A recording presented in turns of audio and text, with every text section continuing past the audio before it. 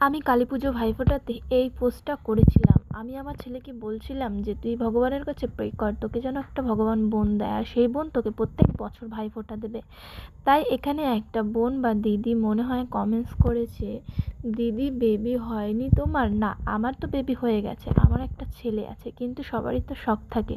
২ টো বাচ্চা, আর কারোর ৩ টে বাচ্চা, আর কারোর ১ টে বাচ্চা। আর আমার ফ্যামিলি যেহেতু অনেক ছোট, আমার আরেকটি বাচ্চা নেওয়ার অনেক শখ ছিল।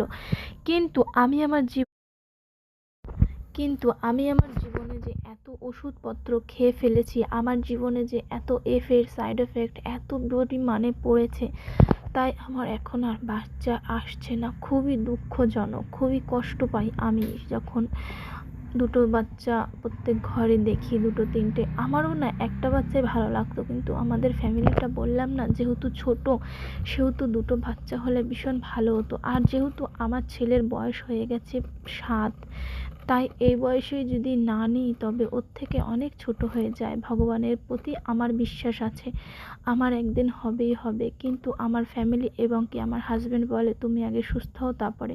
তাছাড়াও ২ টো ডাক্তার দেখিয়েছি। ওষুধগুলো খেলে আমি একদম মারাই যাই। আমার শরীরে খুব এফেক্ট পড়ে, তাই খেতে পারি না। ধন্যবাদ।